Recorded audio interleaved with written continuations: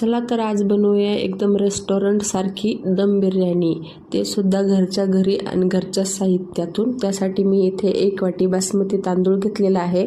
तांदूळ छान 2-3 पाण्याने वॉश करून घ्यायचा आहे। त्यानंतर भरपूर पाणी घालून त्याला 20 मिनिटं सोक करण्यासाठी ठेवलेलं आहे।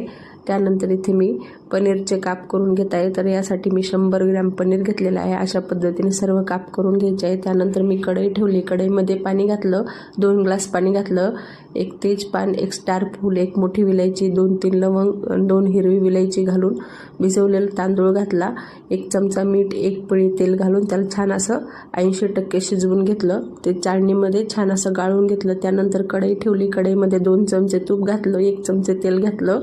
त्यानंतर त्यामध्ये 8 ते 10 बदामाचे काप, 10-12 काजूचे काप घालून रोस्ट करून घेतले। त्यानंतर 2 चमचे मनुके सुद्धा रोस्ट करून घेतले। आता आपण यामध्ये काही खडा मसाला घालूया। तर 1 मोठी विलायची, 2 हिरवी विलायच्या, 1 स्टार फूल, 2 तेजपान, 2 मिरच्याचे काप, 2-3 लवंग। त्यानंतर मसाले छान तडतडले, 1 चमचा जिरा, अर्धा चमचा हळद, 1 चमचा बिर्याणी मसाला, 1 चमचा लाल मिरची पावडर, अर्धा चमचा जिरे पावडर, त्यामध्ये थोडं पाणी घालून आणि पनीरचे काप जे कोट करून घेतले होते हळद मिरची लावून ते घालून व्यवस्थित असं मिक्स करून घेतलं। त्यानंतर त्याची अशी छान लेअर बनवून घेतली। त्यामध्ये थोडीशी कोथिंबीर, 1 चमचा कस्तुरी मेथी क्रश करून, 2-4 पुदिन्याचे पान घालून शिजवलेला जो तांदूळ होता तो घालून छान अशी लेअर बनवून घेतली।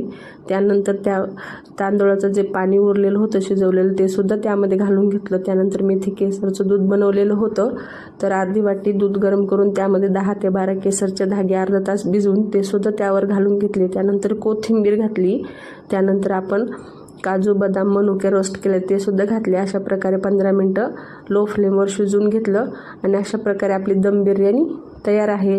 माझी रेसिपी कशी वाटली मला नक्की कमेंट करून सांगा। आणि तुम्ही जर माझ्या चॅनलला सबस्क्राईब नसेल केलं तर प्लीज सबस्क्राईब करून घ्या, लाईक, शेअर आणि सबस्क्राईब।